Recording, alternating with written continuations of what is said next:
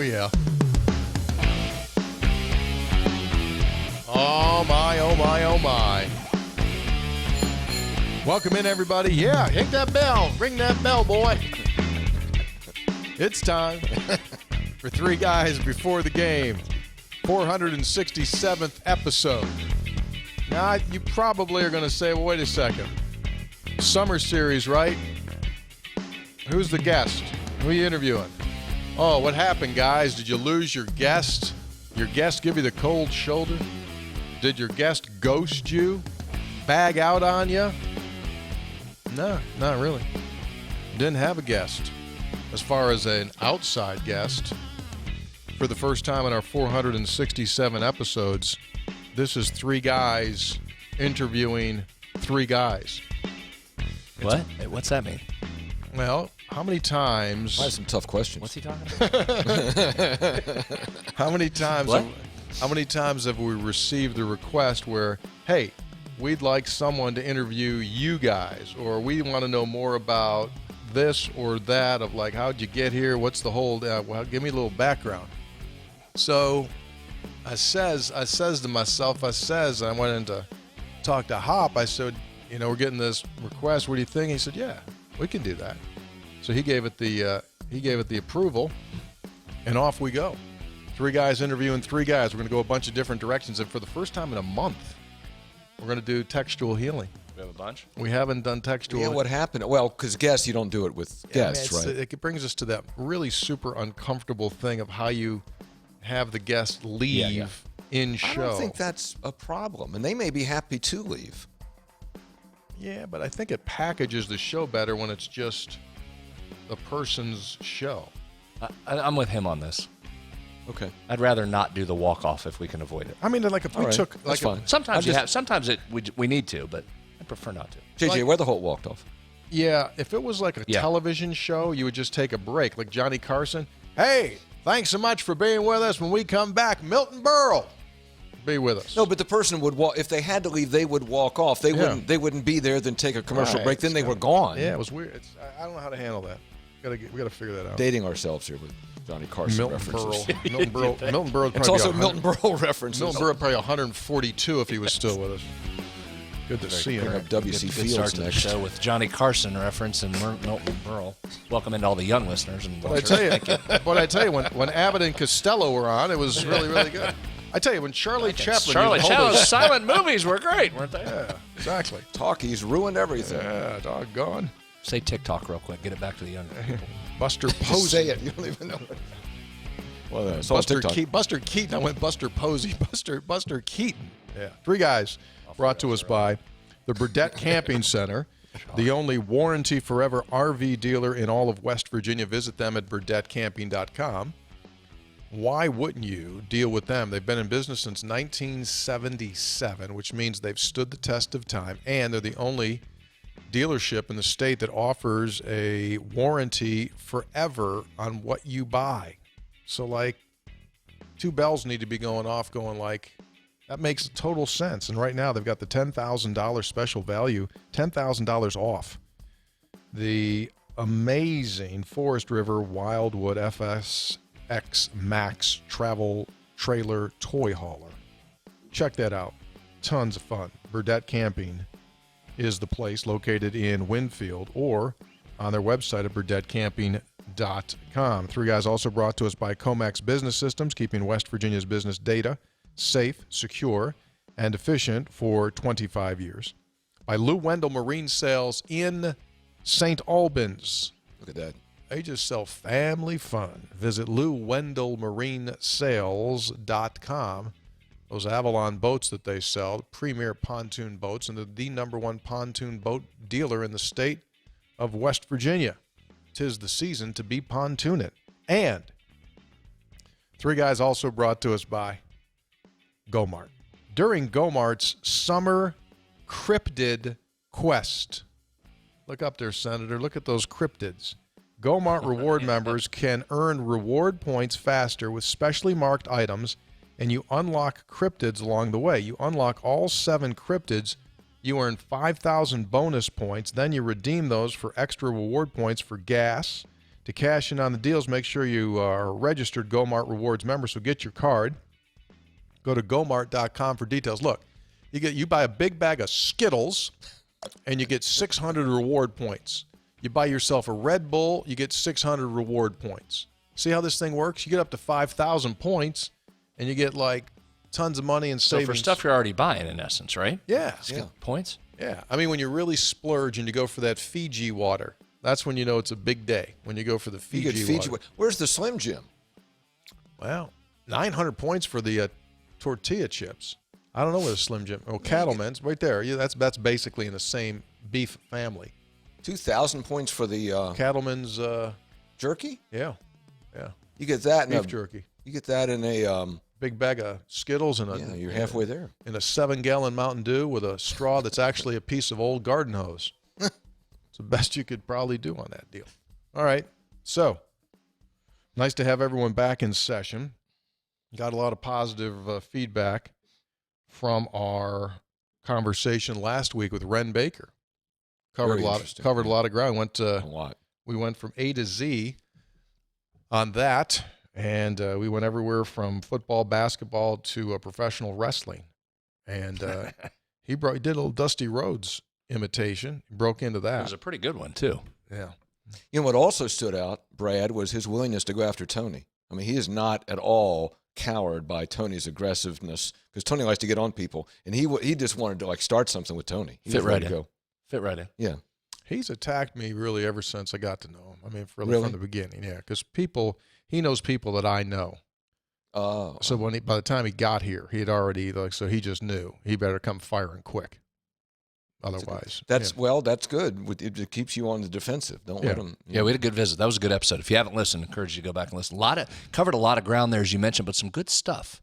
Give you some good nuggets in there. Yeah, got a lot of good nuggets. Okay, so basically, what today's episode is we're going to talk about topics and bounce around a little bit, but some of the stuff that's off the beaten path. Some of it will be sports related. And in fact, I think I'll start there. And then we're going to jump into some other things. And then we're going to do textual healing and get into some of that. So Kercheval brought these topics up. He gave us favorite players, favorite games, favorite memories. So the first question will go to the gentleman who's wearing the Adidas quarter zip black 3 guys pullover that may one day be for sale. Efforting. We're efforting on that. Not to be confused with the white. You going Peter Millar there? What are you wearing today? No, this is one that may appear elsewhere. Yeah. Okay. You're not going to start with my favorite player, are you? In history? No. Oh, phew. What, do you want softball? I mean, you're the guy that always pins people and you fire darts. What, all of a sudden you can't take a hard question? What happened there, Johnny? That didn't take long. He seized on that. Yeah, he did. Seized on my weakness. I mean, Ren hadn't even sat down the other day. You're rocking. All I did was ask questions that others also have on their mind. That's all I did. I understand that, but I mean, you're getting defensive here because I'm asking, favorite play. I'm asking, hey, Hop, can you give me the secret to the Pentagon Papers? So you gotcha. Hoppy, I'm going to put this into some form of a context. Okay, but you have covered the Mountaineers since your days of studenthood, and so we're approaching probably high 45 toward 50 years. Yeah. So, and then growing up listening to the games. Sure. Don't overthink this. Okay. Don't overthink this. But if I were to say to you one of your favorite memories of Mountaineerdom, what first pops into your head? The Boston College game when they sacked Really? Flutie. Yeah. Wow. So a regular season. Take 2 seconds to think about that. Regular season October game. That was as exciting. And I haven't been, we do studio work now, and I haven't been to games in a long time. But that atmosphere was as exciting and as emotional as I recall ever seeing it. That would be followed by the Georgia and Oklahoma wins in the bowl games. Those things stand out to me. No, those are good. No, there are no wrong answers. El Senatore? I've got to go 3 because I can't separate the 3. personally, my favorite moment of all the time I worked there was the 4 minutes, maybe 5 minutes, final minute of Kentucky, West Virginia Elite Eight, and the following 4 or 5 minutes after, when it was clear we were winning, and then it was a spot in the Final Four. That coveted spot in the Final Four, to me, was the holy grail. That's always what I wanted to experience getting into college athletics, and I thought the loss in Albuquerque had ended that. I did not think I would finish my career being able to get there with West Virginia. So for me personally, that moment of getting to the Final Four and being out on the floor and watching the Nets come down, that was my personal highlight. But it's a close second of the immediate aftermath of the Sugar Bowl. Like during the Sugar Bowl, just laying wood to them was a lot of fun. As loud as those damn Georgia fans were all week, running their mouths. They're barking at people. To just go up and down the field on them. And Steve just running amok. That was a lot of fun. And then afterwards, and I've said this before, afterwards back at the hotel in the hospitality room with Rich and those guys, that's as relaxed and carefree as I ever saw Rich in that particular moment. There were other moments. I had a lot of fun with Rich over the years. That particular moment, those few hours late after that game into the early morning before we left, as carefree and fun as I saw Rich. And then that locker room in the immediate aftermath of the Fiesta Bowl with Stu and what that win meant, how turbulent the weeks were leading into that and then getting that win. Those three are right at the top of the list for me. Yeah. So I'm with you. I don't want to copy you, but I think you have to go with the Final Four, the regional championship victory in Syracuse, because it propels you into the Final Four. West Virginia hadn't been there since Jerry West. And the way that you did it was bizarre. And the team at which you did it against that you had no business beating. Yeah, exactly. You had no business. Well, let me rephrase that. Because West Virginia was toe-to-toe as good a basketball team, but the hype that Kentucky team had gotten all year was outrageous. Yeah. So the perception was, hey, you guys had a nice run. You won the Big East last week. Hey, good for you. Come on over here and get a little bit of this. That's basically what it was. And that never happened. So I would say that. And just that moment, and for me, it was even more special because it was inside the Dome. Mm-hmm. And West Virginia only beat Syracuse once in the Dome all of the years that I was involved, and it was in '98. We went there all the years. Wood that year, by the way. Hammered them that year. Oh, yeah, because they just got back from Hawaii. We ran off. Damian Owens still running up and down the floor. I'm going to throw that zone at you. We're going to shoot you out of it. I think the Georgia win, when you put it into context, it just wasn't the Sugar Bowl. It was the Sugar Bowl in Atlanta, Georgia, on the field where Georgia had won the SEC championship several weeks earlier. And there was no shot you were supposed to win. And then the way that you won it on the fake punt was huge. And then I've said real quick, when the league, you can go past just what it meant as a program and a team. The league needed a win. The league needed a stamp of approval. Absolutely. Like, hey, you are one of the big boys, and West Virginia lining right up with them. Yeah. And then the Fiesta Bowl, again, because it's the classic West Virginia story, you're not supposed to win, right? Same deal. You weren't supposed to beat Kentucky. You weren't supposed to beat Georgia. You weren't supposed to beat Oklahoma. Those are the great ones to me. Mm-hmm. When you win and you're supposed to, those are great, but they're not that same magic of being the underdog. Which is, for West Virginia, for whatever reason, it feels like you always want to be in that position where you're not expected to win. Because when you're expected to win, like, oh, no, don't do that. Yeah. You get disappointed. But when you're in that underdog spot, that's the perfect spot for West Virginia. Which probably is why that basketball win meant so much, because that team was a legitimate number one seed. If you remember, when we were sitting in that room when the bids came out after winning that Big East, people were pissed off they weren't a number one seed, and rightfully so. Yes. That was a number one seed team that did everything you needed to do to get a one seed, and you got hosed on that. So I think that worked in West Virginia's favor to go into that tournament saying, oh, is that right? Was that right? We're two? Watch this. And, again, I'd have to look this thing up, but didn't make a 2-point shot in the first half, if I'm not mistaken. Correct. All threes and foul shots, which is bizarre. Okay, next question. Football. You're the general manager of the Mountaineers, okay? Mm-hmm. And your job is to choose a former WVU quarterback to be your quarterback. Hoppy, Kercheval, who do you pick and why? Pat White, because, and there have been great quarterbacks. I know you could go with Mage. I know you could go with several other guys. We love Rashid. Pat White, because he would put the team on his back and did. And I had Steve Slayton. He had some help there, but he would put that team on his back game after game after game. And how many games did we see with him where you got comfortable thinking, oh, he'll break one. Yeah, that was fun. He'll break. No, don't worry. He'll break one. He'll get it done. And he did time and time and time again and won 4 bowl games. 4 bowl games. Pat White. Senator? Well, I mean, how do you argue that? I'll be different just to give us another look, but I have no argument for that. That was as fun of a time to watch. I always talk about that, how you and I would get on the bus. We'd get on the bus and wouldn't even talk football for the first hour. We were just worried, what are we going to eat? What we got going? Like, just destroying people. Yeah. Right? Weren't even worried about the outcome of most of those games. He was great. Boy, Greer was a lot of fun. Yeah. Greer was really Bolger. I mean, you put Bolger in today's day and age of throwing the football. There's no bad answer. There's not. Major, Rashid, I'd take any of those guys. So the ultimate goal is to win. That's why Pat White would be my guy. Mm-hmm. Major was the most magical. Yeah. But at the end of the day, Pat White would be my pick because ultimately he won at the highest level on a consistent basis. So I'd go with Pat White. Basketball. Let's say in the last 40 years, who's your pick? Because it's easy to say Jerry West. Okay, stunner, Jerry West. Okay, fine. Who are you taking? What's the one player you want? I'll go.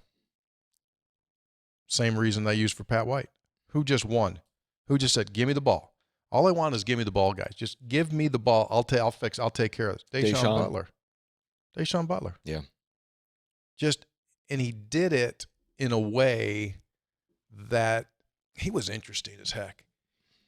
He did it. He was extremely confident, but he wasn't overtly cocky. Does that make sense? He just was having fun out there playing. And just like a lot of times it was almost like this nonchalant style of, I'll do this, I'll do this. He was a dude. Delivered. He just delivered. Senator. I think that's where I would go as well. That senior year was incredible. But similar to Pat, I mean, those all-time greats are elevated up by those around him as well. So part of why Pat was because Steve was back there, right? There's no way you're stopping both of those guys. Right. Owen, you Raynaud. had no shot. Yeah, then go on beyond there. Day was the same way. I mean, that was a heck of a team. Mm-hmm. When Kevin Jones isn't your headliner, you got a heck of a team. Ebanks. Right? And then go down the list. Ebanks and all the other guys, and Missoula and Flowers in there.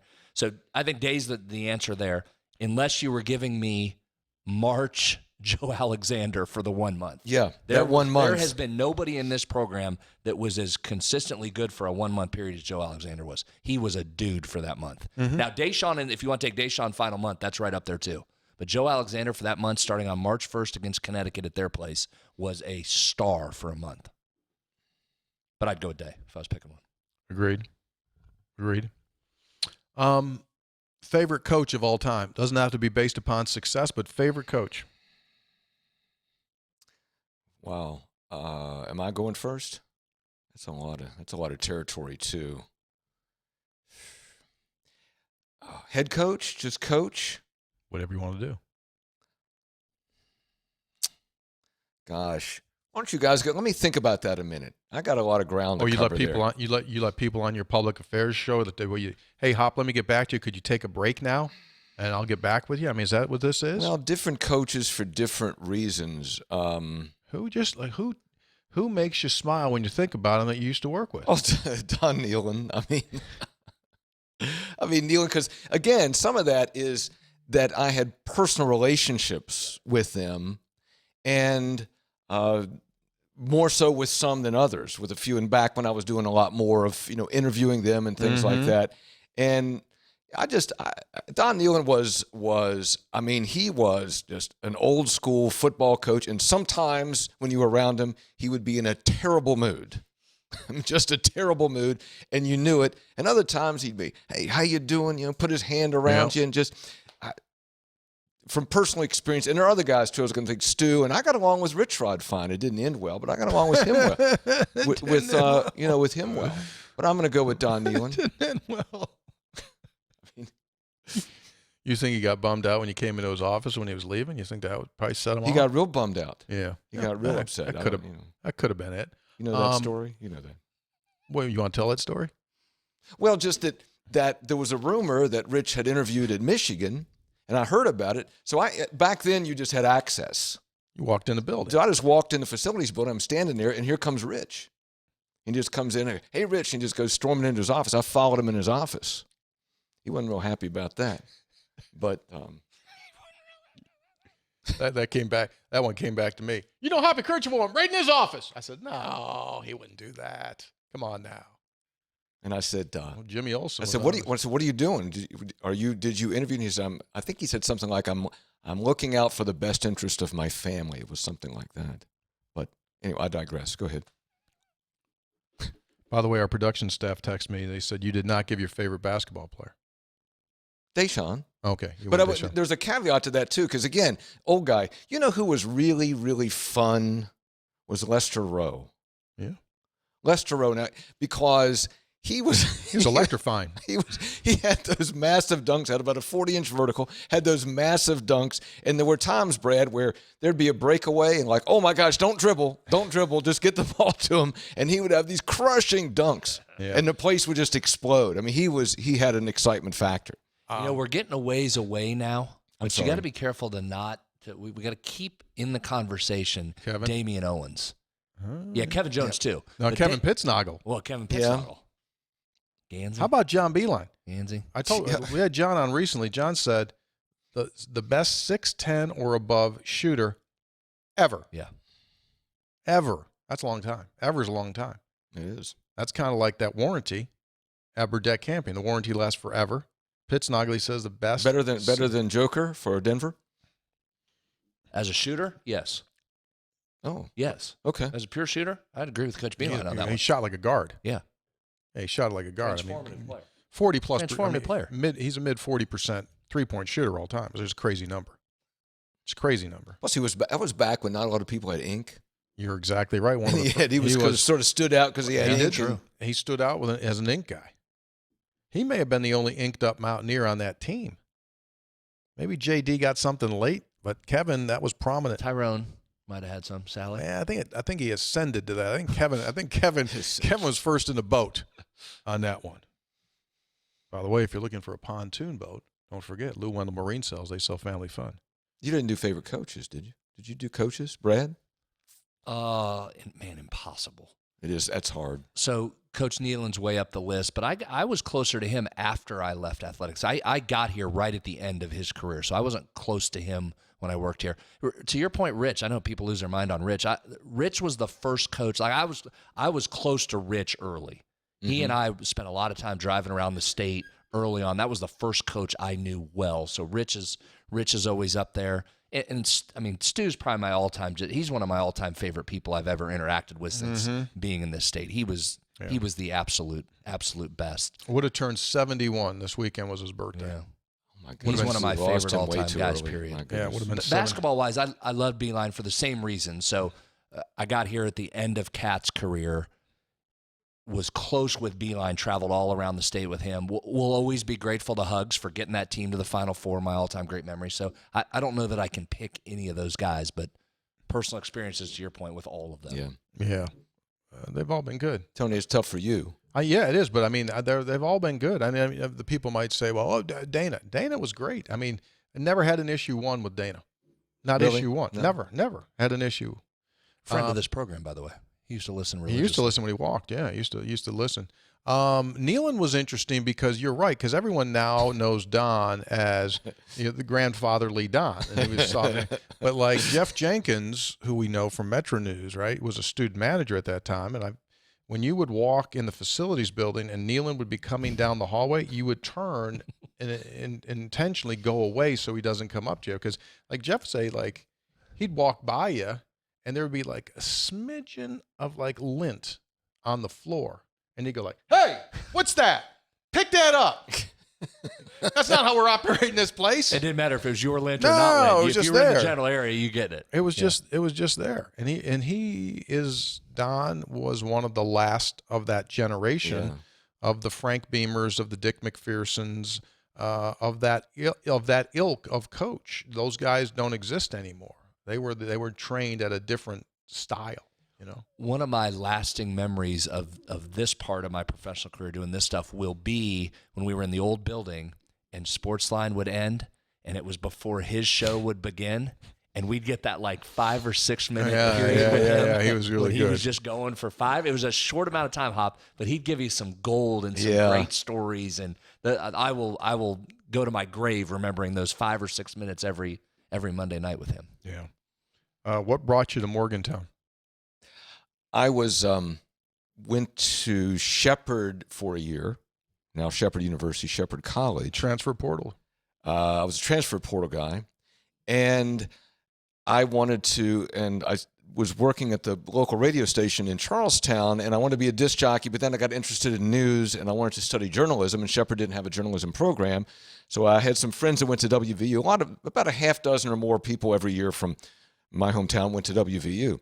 And when they would go, they'd leave, and they were high school kids, and they're, all kind of buttoned up. And they'd come back for Thanksgiving break, and their hair would be long, and they'd have a whole different vibe about them.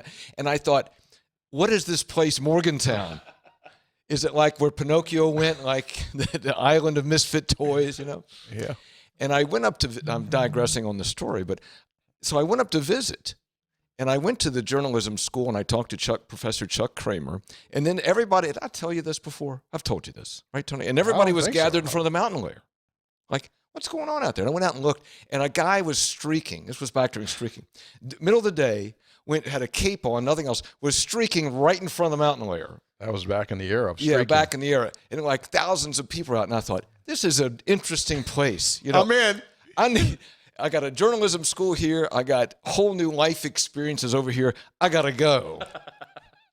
So I transferred up here, and that's the rest is history. But it was the desire to study journalism and the desire to get away from home, and the fact that I was ready to spread my wings into a place that had sort of a bohemian atmosphere. I was into that too. Did you? Let me see if I can say this in a proper context. You enjoyed the social life while you were here. I did. Did you have that? Was it because you were here, or did you have that did you enjoy the social life when you were back home? I had some of that, but I took it to a new level. But I tell you, this was the thing, and I don't want to be flippant about this, but at WVU, I mean, I ended up with pretty good grades and learned a lot and valued my education, went to class, but there was a party atmosphere too with me and all my friends. So we all made it through. You graduated with honors, correct? I did. Many of my friends did very well professionally, so it was both. I had the best of both worlds here, absolutely. Senator? Go ahead. You going or me? Yeah, I mean, I came to Morgantown because of Hoppy. Saturday morning, 7 weeks after I graduated from college, I was sleeping on a mattress on a floor in a friend's apartment, and I was doing overnight news from 11 in the night till 7 in the morning at a radio station, and I wanted nothing to do with news. And I get this phone call one Saturday morning from this guy called Hoppy Kercheval, and he says, "Hey, I got your name from Rick Mattioni, the news director at the student radio station in Syracuse. I know him. We used to work together out in the Eastern Panhandle. He tells me you're a news guy." And I go like, "No, I'm not a news guy," because I thought I had a job in York, Pennsylvania doing sports. And I said, no, I'm good, but I got this job, but I appreciate it. Thank you. Like within 3 days, I don't get the job in York, Pennsylvania. And I went, oof. So I call him back up. And I said, "Hey, I may have misspoke on Saturday." Mischaracterized, taken out of context. May have misspoke, may have misremembered. I actually am a news guy. And he kind of gave me the like, well, okay, fine. Just come on down here. Let me meet you. And I've told the story 100 times. I come here July of '84 on a Sunday. got off the wrong exit, got off the Saberton exit, came through Saberton. Back then it was Kroger, Hardee's, there was a gas station, and like one of the Lowe's. And like I drive down, I thought that was downtown Morgantown. Like, right? Classic, like, whoa. So I go, what is this? So then I come back, hog back turn, and I come into High Street, and I see High Street, and I'm at the top of High Street. I start coming down. I go like, okay, this is the main drag here. And Masulo's Cleaners on the right. They're like 4 or 5 dudes, and Masulo's was closed. Morgantown was like dead quiet because students weren't around back then. Summer school wasn't as big of a thing. And they all had the hoods up on their cars. Like, so I called my mom and I said, hey, listen, I'm going to do this interview tomorrow, but I'm not doing this thing as they. I said, this is like the scene from Happy Days. Like the cars in front of Arnold's, right? I didn't see the Fonz. So I go to interview the next day. When I go to the Greer building to interview, the equipment blew me away. It was all state of the art. And I went like, whoa, what doesn't fit in this picture? Because I had just been to New York and saw the same gear at WNBC in New York.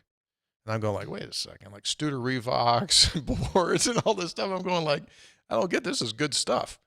So interviewed and called him the next day after I left. And I said, I'll take the job. And he said, that's interesting. He said, I didn't offer it to you. Didn't offer it to you? And I went, he goes, I'll get back. Classic ding dong move. I'll get back to you. So that's when we had the infamous coin flip. Yeah. He went to Dale Miller, our president, said, what are we going to do? He said, what do you want? Which one do you want? Do you want the guy or the girl? It doesn't matter. What do you want? And he said, well, flip coin. Coin flip in the hallway. Good coin flip. Heads or whatever. Worked out. And, yeah. But I was like, I came to stay for 6 months was my plan. I get it. Yeah. 6 months, I was going to go rock So and roll. been, what, 30 years? 30? 40? 40. 40. Starting the 40th year on August, yeah. And I still remember meeting you in the parking lot. You had that bad blue Ford, light blue Ford Granada. Ford Robin Granada. Blue. Robin Blue. Why do I remember that? It was a bad car. Hey, it got you here. Yeah, it did. It did. All right, so you came because So I'll try and be quick. Wild connection here. There was my roommate from college back in Iowa went to grad school here, got a sport management degree. One of his buddies that he played basketball with came here for sport management the year before. Okay. So fast forward through grad school, my buddy's working for the Detroit Pistons. He's selling season tickets for them and doesn't like it, can't stand it. So it's like selling vacuum cleaners. I got nothing to do. Calls me one night. I'm at Maryland, had just been at Maryland. He says, hey, I'm interviewing for the job at West Virginia, director of marketing job. I think I might get this. I said, oh, that'd be great. Only 3 hours away. That'd be awesome. Great. So he calls me after each interview. He'd been through like 3 rounds of interviews. Calls me one night and he says, okay, I got a dilemma. He said, our other buddy that had gone here to West Virginia had gotten into basketball coaching and had asked my college roommate to come join him on the coaching staff. But my roommate was already down the road here interviewing for this director of marketing job. He says, I think I'm going to take that coaching job. What do you think? I said, well, I mean, it's hard to get into administration, but I mean, if he's going to give you a coaching job, that's your only way into coaching. You got no shot of getting into coaching unless he's going to help you. So if you want to coach, you probably should take coaching. He said, all right, I'll call you back. Calls me back like 2 days later and says, I'm going to take that coaching job. I said, oh, okay, good for you. That's a bummer you won't be here, but good for you. He said, hey, would you be interested in that West Virginia job? I said, no, I just got here. I've been at Maryland like 11 months. No, I'm not interested, and I'm not ready for it. I said, I don't know how you were ready for it because you don't know what you're doing. He said, well, listen, can I just put your name in there? I think I'm kind of screwing him. Can I just give him your name? I got to give him something. And I said, all right, fine. Put my name in there. I don't care. So who do you give the name to? Parsons. Okay. Mike Parsons. Okay. So Mike Parsons calls a couple weeks later and says, hey, can you come over and interview? That's a little more lively than Mike would say that. Hey, this is Mike. I'm from West Virginia. So I said, yeah, I'll go interview. And in my head, I'm thinking, well, this will be good practice. I'm not ready for this job. I'm not moving out there. I'm good. I like it here. I'm not moving. So playing in a golf tournament in Cumberland. Tournament gets over, do our thing afterwards, award ceremony, and I zip over and I drive over. Much like you, the staffer still works over there, will remain nameless, gave me the worst directions ever. Pre-cell phone days, right? So this was a get off the interstate, you're going to follow the signs, make a left. I'm like, all right. So I get off and I come down and I head up by what is the Pines, and I circle around. It's 11 o'clock at night, and I circle around. I head out that road out past where University High is now. Oh my gosh! 4 seconds later, welcome to Pennsylvania. And I went, welcome to Pennsylvania? What? Welcome to what am I doing? So I find my way back. Now I find Stewartstown Road, and I'm by the WV Farm. I'm thinking, where is the town? What is, and summer, like you said, no one around. Late at night, there's no Sheets wasn't around. Nothing's open. So I'm driving around, and same thing. I end up on High Street. I'm like, okay, this is it. And I was staying at the Euro Suites. So I'm downtown now, and I'm thinking, okay, here we go. You mean Hotel Morgan? No. Actual Euro But Suites. I'm downtown. Okay. So I'm driving downtown. I'm like, there's no Euro Suites. So I end up circling back around. Now I'm back out on this side of town. I'm driving, and I go by. I'm sitting there thinking, where is the Euro Suites? Now it's like 1 a.m, and hand to God, in my head I went, all right, if I have to sleep in the car, where can I at least wet my hair down for the interview? Because I'm wearing this, I'm going to be in golf clothes. This is ridiculous. Where is Euro Suites? And I circled for another hour, downtown, back. I can't find Euro Suites until, I remember this like it happened yesterday. I'm at the stoplight right there at Van Voris, and I just happened. Like, I was so worn out, and like, I just went, what? I am not coming here. I don't care what they are. I am not coming to this place. And I look over, and there's, the signs are right, tiny. Yeah, it's about 4 and I feet happened off to just be, thank God I was right next to the Euro Suite sign. And I can remember sitting in my car, I started laughing. Like, are you freaking kidding me? So I pull in him, and I said, get offered the job. But quite frankly, I think a lot of it was timing. I don't know that I was ready for this position. Somebody. Needed a position, offered the job. I took it, and same thing as you, Tony. In my head, I thought, this is a good step for my career. I'll be here 3 to 5 years, and then I'll head off to the next school. What year was that? What year was 96. That? 96. So I arrived in early August of 96. My first game was at Pitt, Zero-Ways run on the carry. I'm like, that's pretty good here. I like this place. Stayed for 30 years. So there's the story. We're recording inside the Dale Miller building, and the question is, favorite Dale Miller story? Oh, my gosh. I mean, how do you do it? I mean, for those that don't know, Dale Miller was the brainchild of West Virginia Radio Corporation. So when both Hoppy and I started, there were 2 radio stations, WAJR and WVAQ, Morgantown. That's the company. Those are you 2. And because rules changed nationally, deregulation of radio, you could start buying radio stations.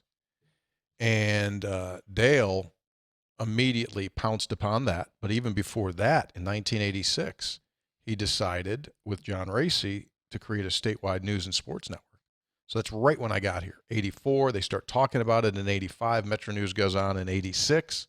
And but Dale is just an undefinable bolt of energy that every day there was a shiny squirrel and he was chasing it. Mm-hmm. And we would do anything and everything to promote and to create events. I mean, just crazy, fun stuff, nonstop.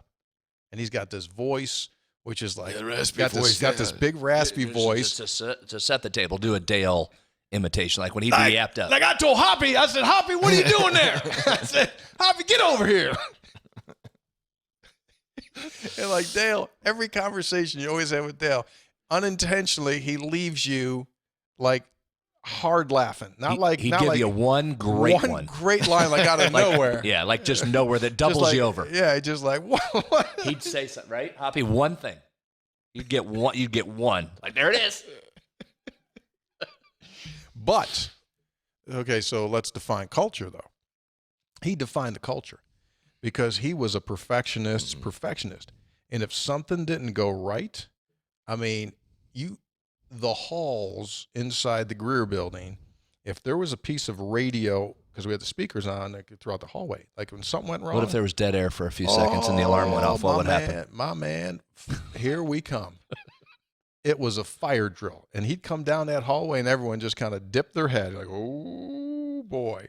Or at night after 5 o'clock, people always call radio stations. They probably don't do it as much now because of the internet, and you can get together. Phone would always ring. But the administration people would leave at 5. So it was up to the people that were on the air in the building to answer the phone. If that phone didn't get answered, so he got pissed, and so he put an alarm on it that could probably start like a nuclear reactor. So after 5 p.m., that bell would go like, yeah, throughout the hallway. And sometimes, So you had to answer it. well, but sometimes when that didn't get picked up, then it was absolute nuclear. He'd get on that general intercom and go, answer the phone! I was good with his aggressive, loud, because that was my dad. I mean, like, it probably flipped people. Like, kids today, they could not handle it. You know, they would, my work-life balance, or I need a day, I need some time. Like, that was like my dad, like he was press coverage. He was like up in your face. Like he was always like, and I was like, that's how I was raised. So I was like, I'm good with that. You're all right, Dale. We're good. Other people, he was a perfectionist, knew great radio. I mean, think about this. He produced those games by himself. Yeah. By himself, one-man show, wrote the Mountaineer Sports Network, produced the Mountaineer Sports Network, ran the board during the games, pulled the highlights during the games. Are you kidding me? Yeah. Are you kidding me? Did the work of 3 people. And this is his perfection. So as the year went on, it got colder in football, so you'd wear a jacket, right? If I turned my head and the boom of the microphone would like barely rub my, like his head would come up like, and he'd get on the intercom like, but that's good. Maybe that's why it was what it was. It was considered the best. It was considered the best radio network in the country because the precision to detail. So I love that. That's what I wanted. I wanted to be like, I didn't want no schlocky thing. I wanted to be good. And you and him had like a great work relationship. We had a long run together, and he's one of my dearest friends. And 2 quick things. One was that when he hired me, which was kind of weird because he didn't really hire me. It was summer of '77, maybe something like that, and or '78 somewhere. And the general manager at the time had just hired me as the news director of the radio station. I was just starting out, and then he got fired. And so Dale comes in, he's a brand new guy, and I said, the other guy hired me as a news director, and Dale said, well, you're not my news director. And that's how it started. So it got a little bit of a rough start, but we became, but you know what? But Dale, I very quickly bought into what he was doing because, Tony, being from West Virginia, sometimes we have a tendency to say, and this is a generalization of that's good enough, or we can't be as good as someplace else. And Dale was always, why not? Why can't we be as good or better than anywhere? And that was the attitude that he brought to what we did every day. And he expected people to strive for that. And that was inspiring to me. And that was a constant theme throughout our 40, plus years together. Yeah. And, whatever we have today, a lot of us here, we owe to the standard that Dale Miller set. Well, think about this, the Marconi Awards. So in radio, the Marconi Awards are the equivalent of the Heisman Trophy, right? Mm-hmm. That's the equivalent. And this company has won Marconis at a prorated level that other radio companies across the country go like, what? Huh? Right? The late Lacey Neff, like he bagged Marconis. VAQ bagged Marconis. Like you don't do that. Like Lacey had as many as like Paul Harvey. Yeah. Right? Yeah. It's amazing. And Dale would always, this would freak me out because, I don't handle change well. And Dale was all about change. Yeah. So something would come up and I'd go in Dale's office and I'd say, the election, this was years and years ago. I'd say, for the election, I think I might do this. And Dale would go, wait a minute, man. Why don't we do this? Let's do this. Let's do this. Let's do live continuous coverage. We'll have people at these locations. We'll do there and then we'll do that. And like, oh no, my head exploded, or Mountaineer coverage. Well, how about this one? No, we'll do this. We'll do this. And I'll tell you what, and we'll take buses. We'll bus people up to the game. We'll take 4 buses up to the West Virginia Duquesne game. We'll do that. I mean, he was always about how can we do something big? And it would flip me out. But Dale then would lead the way. Yep. And we'd follow along. Well, think about this. He had this great dislike of the Associated Press. Great dislike. And because it cost so much money, and he didn't think they were doing a good job. And so back in those days, there was no internet. The only way you were getting news during the day was that teletype machine in the newsroom going keep spitting out the news. And he progressively would have these battles with the Associated Press. And you go like, you guys are doing a terrible job. Like, let me tell you something, you're terrible. Like, that's how he would be. You guys are horrible. I'm paying all this money. You guys are terrible. So that was our lifeblood, though. He needed it for news. We needed it for sports. He needed stuff. So one day we go in there. I'll never forget this. We're sitting this up. He goes, I tell you what I'm going to do. We go like, what? He goes, I'm going to make my own Associated Press. He goes, Metro News. He said, we're going to become the state news organization. He goes, I'm canceling the Associated Press. And me and Hoppy were like, you can't cancel the Associated Press. It was like a revolutionary thought back then. Revolutionary. We're like, well, how are we going to get it? He goes, we're going to do it. And we did it. And I remember in 86, we started the high school football scoreboard. And they said, there's no way you can collect all the high school football scores on a Friday night in West Virginia and have them ready by 11:30 at night. Can't do it. You have to have the Associated Press. So we go, how are we going to do this? So Shelley Poe knew all the media people across the state, the sports editors. So she goes, okay, this is what you do. You call here, and that's how we did it. And 11:30 at night, we'd have all the scores, and we'd go from 11:30 to 11:45. That's what we did. High school scoreboard. That's when it first started. And and there you go, all the scores. And we were like, got them. Did it without cheating. And that's how it started. And now it's 9:30 to midnight. Now it's an institution. Right. Friday night show. So that's how that whole. So yeah, that was. Brad, when did you meet Dale? Well, I'll just give you two quick ones because you guys outlined it perfectly. So my two vivid Dales are. One on team planes after games. So my football away games were relatively low stress as opposed to home games. Like, I love football away games. I had maybe a couple things to do, but got to try the whole thing. So I'd get back on the planes. I've told this before. All I wanted to do was get back on the plane. It shows me I should have been doing this earlier because all I wanted to do after the game is get back and talk about the game. Yeah. And I wanted to talk to him about the game. Yeah. But he was always asleep, like 45 seconds after we hit the plane. Like, I wasn't even in my seat. And he's all folded in, either stuff in his face or asleep.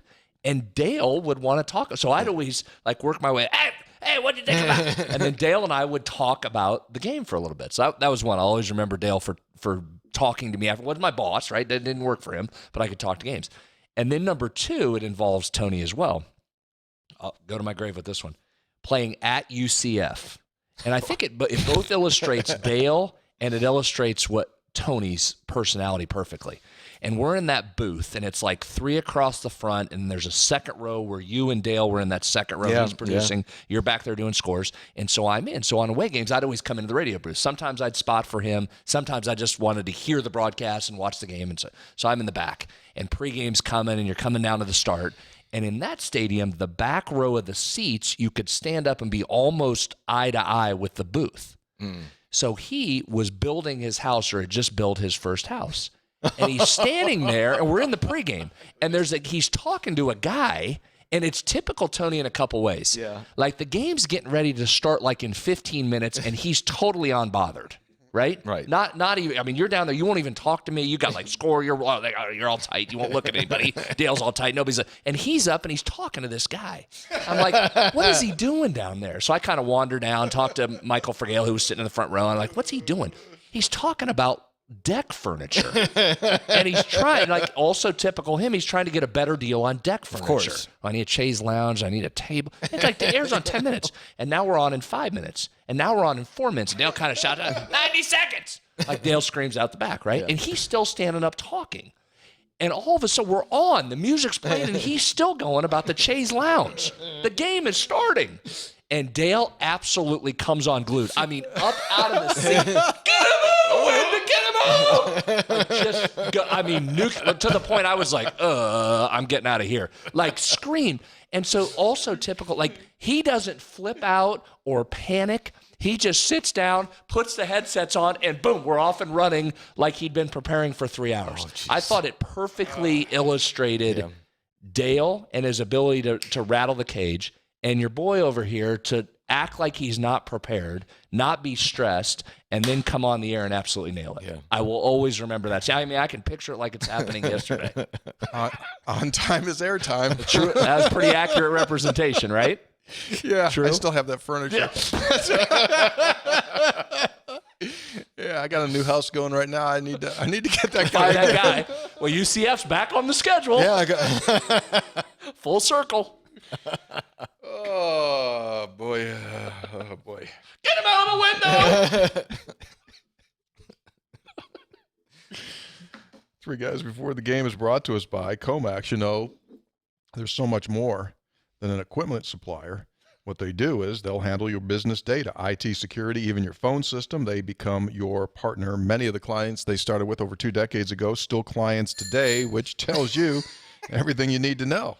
Need a bell? They got that too. Comax's digital phone systems, competitively priced using the most efficient technology, which means you'll save money. Call Comax for a free price quote. Bob and the folks, they're absolutely fantastic. Purchase, lease, rent, all options are available from 1 to 1,000 phone lines. It's Comax Business Systems.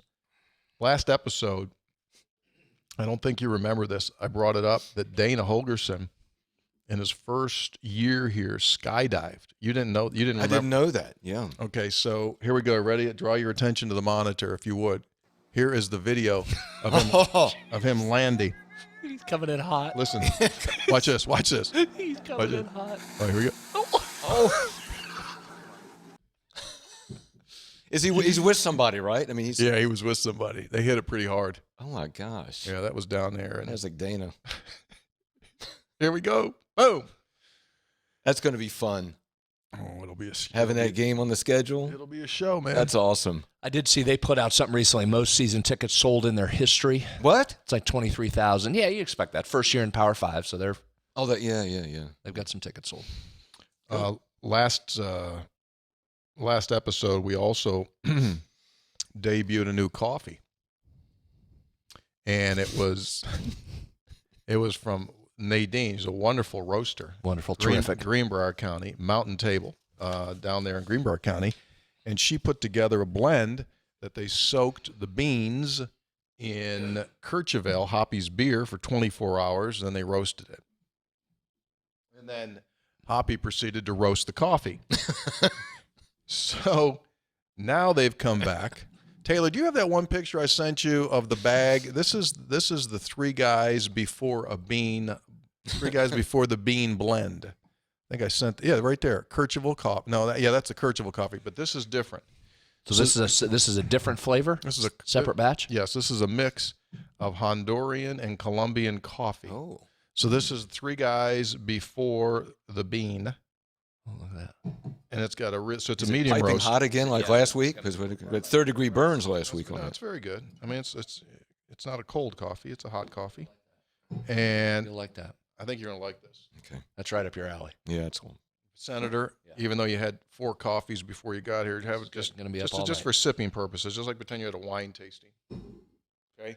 I'm going here. Nadine, Mountain Table.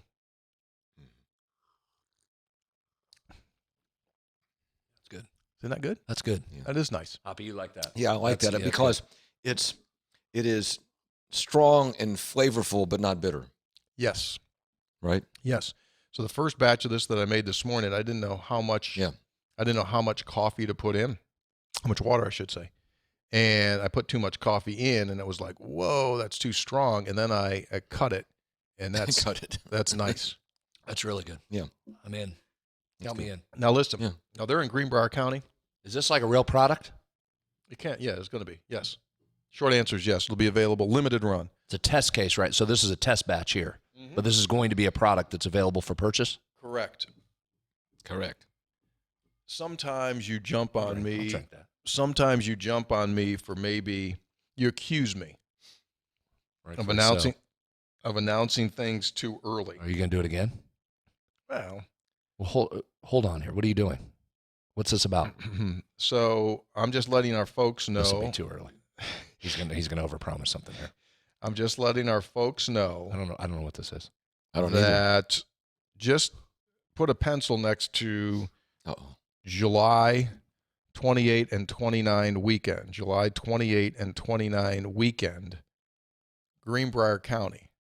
Okay. Well, let's just say that 3 guys will be in the area, maybe in the area, but don't, like if the wife says, hey, honey, what about the 28th and 29th? Just kind of hold her off on that. Say, what about the weekend What days before of the the weekend? week? Friday, Saturday.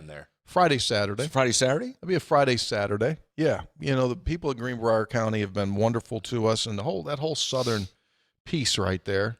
I mean, you're talking Nicholas County, Raleigh County, Mercer County, Monroe County, wonderful, Greenbrier beautiful County. Greenbrier County, Pocahontas County, all points in between. Pendleton. So it'll be Kercheval down there? Green Bank Observatory, Coffee?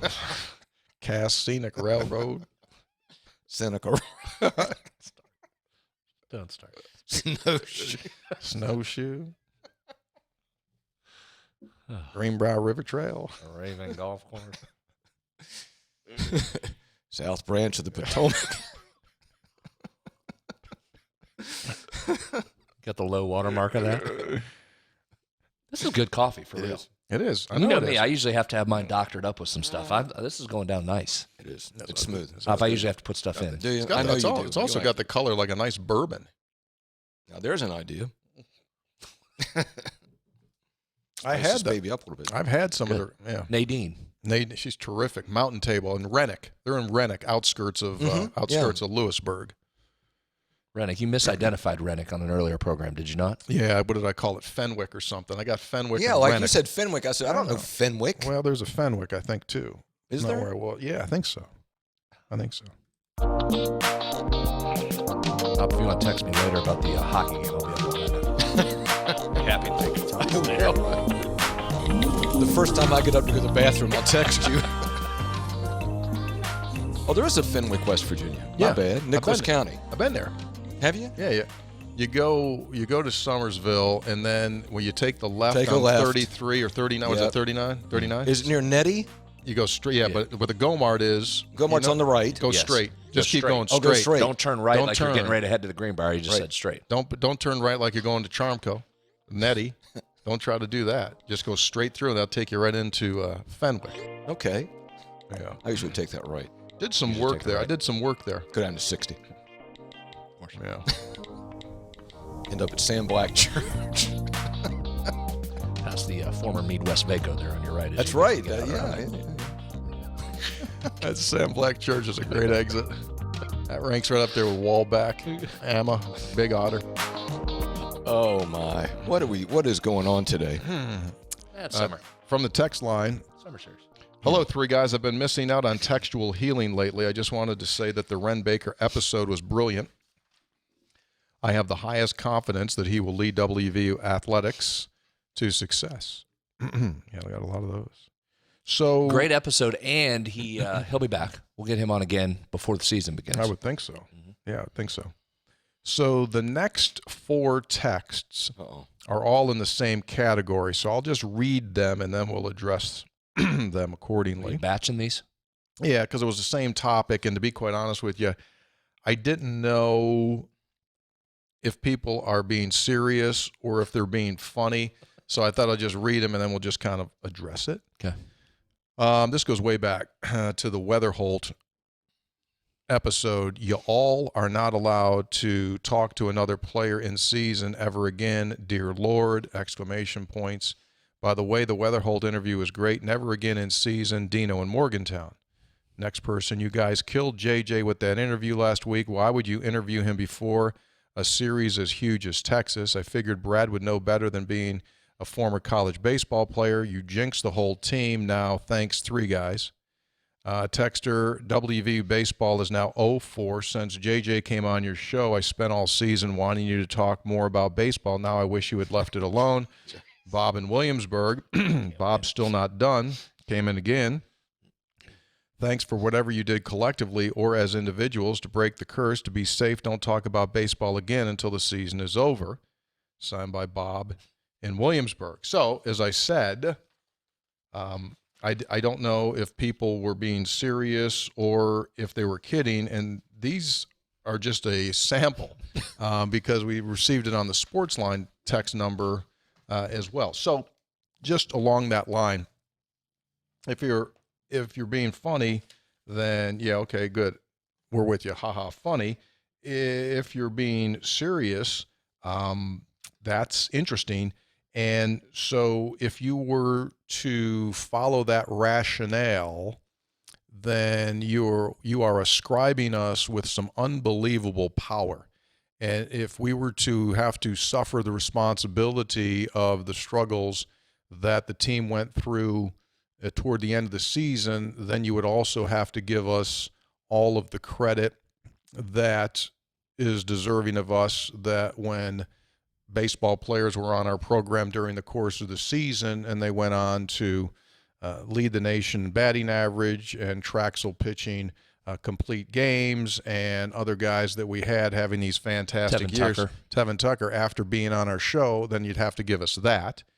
And that's kind of a scary street. So if you're into that jinx stuff, okay, cool. But we're not buying it. Pretty wild if you do the numbers. It shows you what a fantastic year JJ had. After appearing on our show to the end of the season, went 11 for 32 for a 344 batting average. In most normal years, that's an unbelievable year. He finished the season on a 9 of 15 tear. Wow. Right? Yeah. After appearing on our program, went on to be named Big 12 Player of the Year. Randy Mazey went on to be named Coach of the Year. JJ went on to lead the nation in hitting. So I think he acquitted himself pretty well after the supposed jinx. So just what an unbelievable season he had. And not to mention that we sort of backdoored, got a commitment from him to be here for the next 2 years. Well, yeah, that was also about 2 years. Subject of. Oh, was it? No, he said he'll be back next year. I thought he was. Because he becomes draft eligible after next year. Oh, okay. So the star power, if you again want to give us all the credit, we had Haywood Highsmith on Sportsline, and 2 nights later he scored 18 points in the NBA Finals. And world champion Nuggets. We had Brett Phillips on Sportsline last week, Wheeling Park High School quarterback, North-South football game. He became the MVP of the game after. So if you're going to, you're taking this hard. Well, I mean, I'm just saying, it's balanced coverage. I'm just saying, balanced coverage. I'm saying if you want to, you got to play both ends of that stick. You got to play both ends of the stick if you want to give it to us. Thank you. By the way, I'm about done with this. I was just going to say, I hope you heal quickly, but just keep the scooter. When is that thing? I think you keep the bell when the thing. You can bring the bell up. I'll just carry it around. Just carry the bell around. Put it on my arm. Yeah, seriously. P1 Jason in Tulsa coming in. Welcome back, Jason. Hey, guys, I loved hearing Coach Kellogg, but I felt a little bad for him when he started talking about how he has to go play golf with some high school coaches. I'm looking to make a career change, and if Coach wants to hire someone to do just that for him, I'd be happy to lift the burden. Tongue cluck. I like hearing Hoppy's bell. It makes me think he could be like Hector Salamanca in Breaking Bad. 1 ding for yes, 2 dings for no. Then he could order his own Subway. Had to laugh, and I'm wondering if Tony realized what it sounded like when he said, "Speaking of meat, let me show you this." I was playing the episode at work and got a few looks, but I assured them that this is a family program. I love the show. P1 Jason. Texter. B. Howe. Certainly hope you're still efforting to get a gambling podcast. Again, some of us degenerates really miss you. Signed by Vince in Vegas. Thank you, Vince. Efforting. Hey, I forgot to mention, and that made me think of it, is that I was out with my wife to celebrate her birthday at a local restaurant, ran into Tommy, big Three Guys listener, and he said that he would be happy to report or maybe text in that I ordered for myself. Progress. Did you have a nice meal, did you? Yeah. Good. Yeah, in fact, Tommy picked up the tab unbeknownst to me. Oh, my gosh. Oh, did you really? Bonus for you. You took Karen out for her birthday and somebody else picked the tab up? How about that? That doesn't really count then, does it? You got to take her out again. Twice. She needs to go twice. Yeah, you got to take You her need out to go twice. Mm-hmm. Yeah, but thank you, Tommy. It was good seeing you. We had a nice nice visit, and it was very generous of him. And It was. but he could be witness to me ordering for myself. If that's the way you want to go with it. Hey there, three guys. Sorry, Tony with a Y, for the length of this text. First-time texter, first time I've felt that I had something worth saying. Flying WV story. Flying in Pittsburgh to Orlando, I land. As I stood up, the gentleman behind me was wearing a West Virginia cap. I had my WVU alumni cap on. Conversation started. Soon found out the couple and the son were from Fairmont, and my wife and I are also from Fairmont. Not done yet. They were Zach Frazier's parents and his brother. Go Mountaineers. The OG Doc Phil. Still hoping to get some Kercheval at Rambling Root in Fairmont. I have to give props to DJ, the owner. Texter. So finally, it happened. I was able to make my way from Northern Virginia back to Morgantown. Able to stop in for one night as I was there for a work event. Fortunately, my sophomore year of college in 1998, I lived next to Gene's on Wilson Avenue in South Park. Being an avid listener of your pod, in other words, I never missed an episode. I knew the probability was high of drinking some Hoppy Kercheval by stopping at my old stomping ground. Well, I was not disappointed. I would say that the beer was, pretty good. But no, seriously, it was amazing, better than I expected. After a few beers and a few dogs with cheese and slaw, I headed out for my business event with a new Gene's Beer Garden hat, I might add. Looking forward to attending one of your events one of these days. Keep doing what you're doing. Rob from Reston. Nice. Excellent. Another satisfied consumer. Excellent, Rob. Yep. Hey, three guys. This is Joe in San Juan County, New Mexico here. You must know by now I'm a native West Virginian because no one out here mentions with a county when they ask where they're from. It was great to hear Judge Kevin White on the show. When I am asked about my list of all-time great Mountaineers, Kevin White is always high on that list. He made my freshman year special as he led his grade 84 team. Tough as nails. White is not mentioned too often, is Kevin was named the starter in the 84 preseason. That would have been Tony Rita. I was always had fond memories of that season and that team. Kevin White was a serious student. We had a class together, fall 85, the American presidency with Robert DeClerico, one of the all-time greats to ever roam the hallowed halls of Woodburn. True. Small class with about 10 students, and I remember Kevin being a leader there too. Keep up the good work. I love the summer series. If you took DeClerico, you were serious. You were a real student. Yeah, real student. You weren't playing games. No. CL in Clarksburg in. Gentlemen, in response to the brief discussion during the last episode about some of the greatest opposing players to have played at Mountaineer Field, I would nominate Roger Staubach in 1963. My late father maintained that Staubach was one of the finest players he ever saw in Morgantown. Staubach led Navy to a total beatdown of the world champion Mountaineers to open up the centennial season. Final score was 51-7. You know, it's amazing to me. I have heard about that game through the years so much. So today I said, wait a second, what were his numbers? So I pulled the numbers on Staubach. I mean, they weren't like to today's standards. It was, but he was 17 of 22, so he was accurate as heck. No interceptions and a touchdown pass. And running the ball, which he did well when he was in the NFL, he had 11 totes for just 14 net yards. So it must have been his accuracy. And that must have been it. But he went on to win the Heisman that year. Wow. Yeah. Hey, guys, how terrible is it that we were made to stay in dorms at the Kentucky Regional? I understand the reasoning, but it still should not be allowed. College dorm beds are some of the most uncomfortable to sleep in my opinion, which doesn't matter. They shouldn't be allowed to host if they can't have adequate lounging. My rant is over. Keep up the good work, Jake and Beckley. Well, interesting side note to that. So my son, Scooter, who does the baseball games, so he comes back from that Lexington Regional, and he says, hey, dude, you see this? Pulls up his shirt. He got bed bugged. Ooh. I mean, significant. The bed Good bug. to see that. Yeah. That's not good. Yeah. I was told by somebody that the food was pretty good that they provided there, and that the convenience was off the charts good. But that shouldn't happen. At the end of the day, that's not what cost you. That didn't get you lost. That just shouldn't happen. NCAA committee's got to do better. Yeah, that was bad. Shouldn't happen. Huh? Yeah, Shouldn't that's, jeez. Texter to my favorite. Nasty. to my favorite trio. I'm currently studying engineering at WVU. I'm in grad school. During my studies, I've been working as an intern at the NASA facility in Fairmont.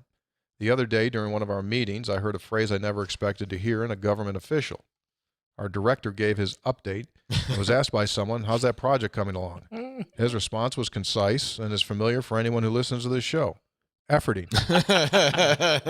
Needless to say, I grinned ear to ear. I can't confirm that he's a listener, but I'd like to imagine that Three Guys is reaching the higher levels of the federal government, signed by Josh in Morgantown. At the highest levels of NASA. Excellent. Efforting. See? Yeah. Efficient. He should ask him to ask if that was a Three Guys thing. He's just an intern. He'd probably get a little bit, he'd probably intimidated by the director. Fair point. Okay. Texter, referring back to the NIL deals, how does the taxes work? Are they taxed on the $6,000 they get, or is it a gift? With it going on as a scholarship to cover players who did not receive a scholarship, is that taxed? Jonah in Doddridge County. So, yeah, they have to pay tax on it. So it's a taxable. It's a benefit. It's a benefit. You pay tax on it. Like they get 1099. You better. They do. I know. I'm saying that. Yeah, some businesses are just 1099ing the student. Are they? Is that what they're doing? Yeah. Texter, fellas, I saw a retaining wall on the UNC Chapel Hill campus this morning. Reminded me of Hoppy's Trials and Tribulations. Thank you, Michael from Pineville. There it is. Oh. It's NC. Yeah. They got a staggered retaining wall there. Hoppy, you're probably familiar with that construction form. That's a conveyor. I don't know. Texter, I do understand the lack staggered. Yeah, it's a staggered wall. Staggered wall. I do understand the lack of history and understanding coming from the Big 12 office. Don't understand. Do not. I do not understand the lack of history and understanding coming from the Big 12 office. As you always say, Tony, like-minded institutions. What ultimately was the Big East's downfall? Too many non-football schools in the league, plus the Notre Dame nonsense. Adding Gonzaga and UConn would be just as dumb a mistake as getting Marquette and DePaul. Yeah. I'm with you. I mean, what does that get you, Brad? What does that mean? I mean, what is that?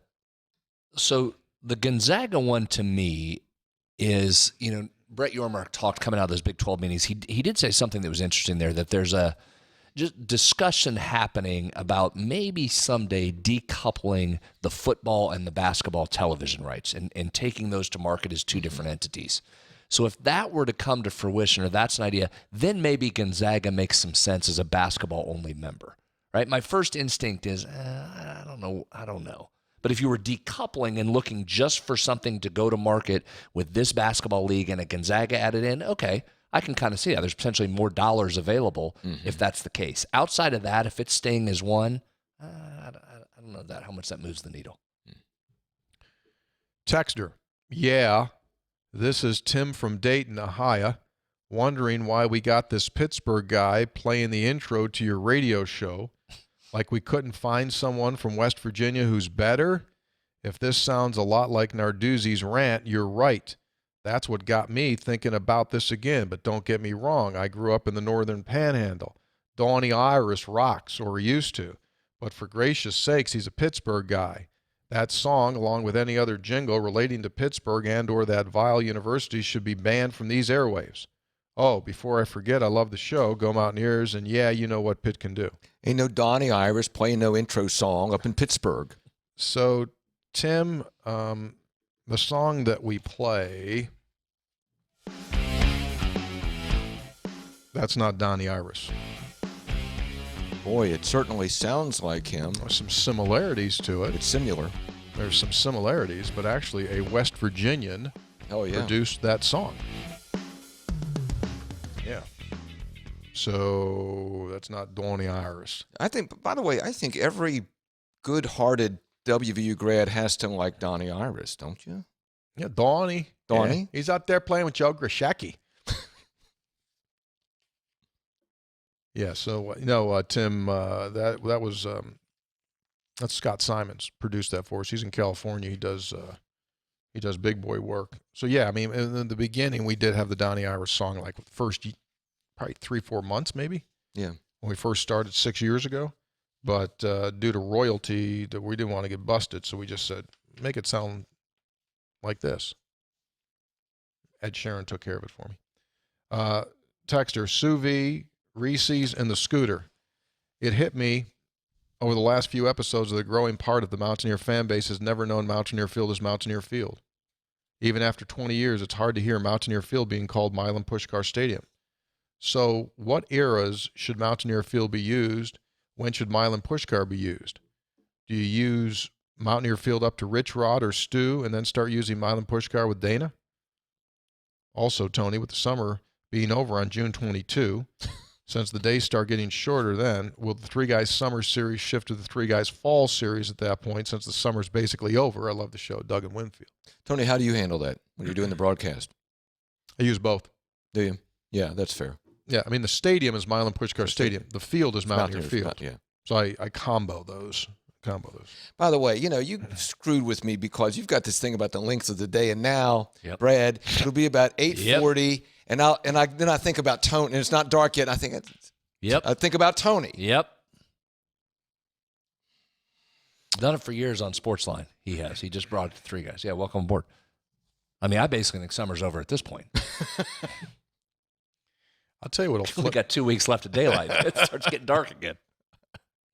I'll tell you what He's flips. ruined it. This is what really flips me out. What? Leaves start changing in August. They really do. No, seriously, I'm not being. I mean, and when I walk the rail trail, it always bums me out. Like it's August. Just a stealer of joy. Oh, That's what he is. Sucking all the joy out of it. Summer's on. I mean, leaves are already changing. Starts there, out like guys. March. Days are getting shorter. Days are Pretty going to be soon, long. frost will be- Enjoy that sunlight and getting shorter. Snow will start to fall. February's got the leaves changing. I'm just listen. It's a fun What? sucker. I don't do it to upset people. I do it to encourage people to suck every single second out of each of these days because enjoy them while you can. But seriously, the leaves do start. That's what really bums me out. In August, I'll be going down the rail trail, and I'm going like, you could just see these little flickers of color going like, oh, already? Come on, man, it's August. But in deference to you, I will agree with this, and I think it's because of what we do, is that when football practice starts, to me, summer's over. Oh, hell yeah. It's over. Oh, yeah. Right? No question. Yeah. No question it is. First week of August, it's like done. See you later. Yeah. Time to go. Scopes, spreads, and bellboy. Tip of the cap to Mountaineer baseball. Wonderful season. Yes, the ending disappointment, but I believe next year's team will regroup and use the setback as motivation. Also, thanks to Happy Joe Parsons' reference last episode. Happy Joe was on the school board when I was going through Ravenswood's schools. Hoppy, keep that bell when you get better. It's been a wonderful addition to this clown show. Agree. Signed by Fits Jennings. right Agree. P1 Jennings. I'll know more after next week. Texter. Greeting. Scope spreads Hoppy Cube. Greg from Sandstone Falls territory. For years, I've heard Taylor referenced as Jonathan Taylor, Tyler County Consolidated Kennedy. Well, recently, I'm with my daughter at the state track meet at Laidley Field. They're announcing the winners and their prospective schools. I heard Tyler County Consolidated over the PA system. I said to myself, I'll be a son of a beep. There really is a Tyler County Consolidated. I never really thought about it. P.S. I've attached a picture of a vehicle I saw the other day. The back glass is how you truly represent West Virginia. Keep up the awesome work that you do. And if you look at the back of that vehicle, they've got the Coliseums there, Mountaineer Fields there. New River Gorge New in the River middle? Gorge, yeah. New River Gorge in the middle. So there you go. Oh, look side. Not done. It's a nice looking Oh, yeah, Ford. you got a little, look at that. Got the black customized. wheels and tires. Very There. nice. I like that. Probably from Mark LaRose Ford. Well, I What do don't know you think? why it wouldn't be. I think is that Mark? Exit 62. 62 seconds off of exit 62 in Gasaway, Mark LaRose Ford, yeah. Texter, guys, the Ren Baker episode was gold. I was very impressed with his confidence, sense of humor, and preparedness. Yeah, preparedness, that's the word. The future of WVU athletics is bright under his leadership. While I have been a proponent of playing multiple Power Fives, I'm coming around to yours and Ren's point of view about more conservative scheduling. That being said, do you think Wren will focus on primarily scheduling regional Power 5 rivals such as Pitt, Maryland, and Virginia Tech? Brad, you had it, and that is, as a fan, you love that West Virginia is playing Penn State. Yep. As a coach or somebody who wants success in the program, you don't want to play Penn State. Yeah. You don't want to play two Power 5s. Listen, I get it. I've said from the very beginning, I understand where Oliver and Shane were going, trying to get some of these regionals back on. It's been great. I mean, that Pitt game last year up there was awesome. Down here this year will be tremendous. Going up to Penn State, I know you're getting a really good Penn State team, but the hype around that will be a lot of fun. It's just if you're a program, especially trying to get yourself back on track, you have set the head coach up for failure with this particular schedule. It's too difficult, and I say it from this standpoint. You just saw the SEC gnashing their teeth back and forth whether they go 8 or 9 conference games. Well, if it's the best league in America, then saddle up, boys, and play 9, right? What'd they decide to do, Hop? 8. So they didn't want to take the challenge of playing 9. This Big 12 does. It not only plays 9 conference games, then West Virginia is an outlier in playing this. And I guess that's my overall point to the scheduling is West Virginia is not a program that needs to be an outlier when it comes to scheduling difficulty. If college football wants to move itself to where college basketball is, where you're rewarded for testing yourself, then so be it. But college football is not. They are rewarded. going the other way away from that. Go look at some non-conference schedules. Oh, yeah, I know. I mean, go look at some other schools that you're competing against. And again, that doesn't mean if West Virginia had 2 other easy wins on its schedule, it's suddenly winning a Big 12 title or it's competing for a national title. It's not saying that. But you've got to give your guys and your coaching staff a chance to get back on its feet and schedule appropriately. And and in football, when you have limited opportunities, in basketball, you can have a loss and say, well, that's not actually a bad loss. It's early on, and that team might do really well. It doesn't hurt you like it does in football. And also, I think Penn State's going to be pretty good. And remember, Tony, when West Virginia began the season with Ohio State, crushed them. Never recovered. Crushed them. Never recovered. That was a good team. West Virginia never recovered. Mm-hmm. Correct. You're correct, sir. Last one. 3 guys, hello. Just finished the Ren Baker episode. Wanted to convey how impressed I was with his podcast ability. It was a great listen. I believe he will do great things at WVU, signed by Bob in Clarksburg. Excellent. Hey, before we get out of here in the Textual Healing Park, can I give a shout-out as well when I was out venturing among the public? Sure. The aforementioned Pittsburgh Hoppy. Yes. Had an occasion to take in a Pirates game. Oh, okay.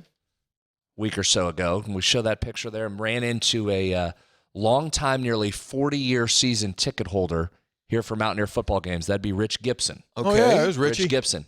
He's an usher up there at Old PNC Park. Comes down here and watches games? For nearly 40 years comes down to football games. Is he a Pitt guy or a West Virginia guy? He's a West Virginia guy. He happens to live in Pittsburgh, but he's a West Virginia 40-year, 37-year season ticket holder here at Mountaineer games. I was walking out. He said hello, loves the podcast, listens in. So, Rich, thank you for your support. We appreciate it. Beautiful day there. Terrific. At a great ballpark. Who'd they play? They played the A's? Cardinals.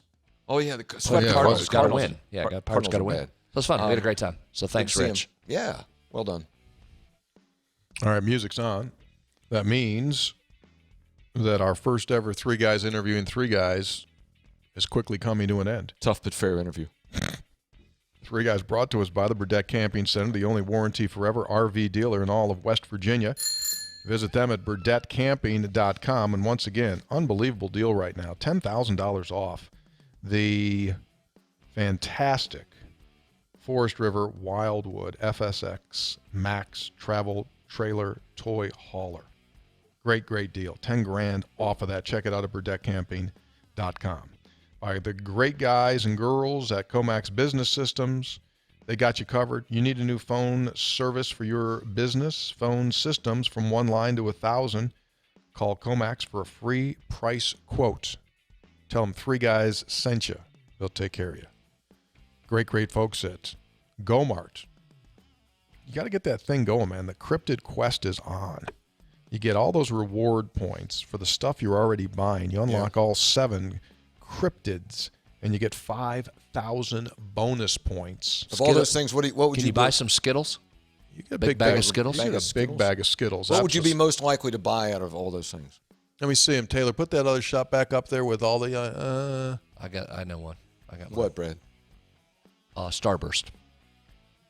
I like Starburst. I probably You go. know, I default to the chocolate version of candy, but if I have to go a non-chocolate candy, Starburst way at the top of the list. Really? Okay. Big bag of Skittles too, but Starburst very good. I go one in each box. I go the Fuji water. I go the Utz, and I'd go the Tostito chips thing there. Yeah. Good to see him. Go to Go-Mart. Probably Red Bull. Huh? Probably a Red Bull. Really? Well, if I'm driving back, I'm stop at the Go-Mart in Flatwoods, I'm tired, I get a Red Bull. Three Guys also brought to us Big old by the Slim folks Jim. that bring you family fun. It's Lou Wendell greasy Marine egg. Sales. Now is the season. Parts, sales, service. Visit them at LouWendellMarineSales.com. It's Lou Wendell Marine Sales. Okay. Once again, a reminder, keep that 28th and 29th of July. Greenbrier County, we might be coming to see you. First ever out of... Probably are. Well, I mean, he went so early on that announcement. I know. mean, We don't even- barely have any, we been there's barely any discussion consulted? on that. Any discussion? We'll dot the I's and cross the T's when that time comes. Talk For to now, us. ladies and gentlemen, special thank you to our producer, Tyler County Consolidated Kennedy, and Jumpin' Jack Carlson. For all of us at Three Guys, be a good sport.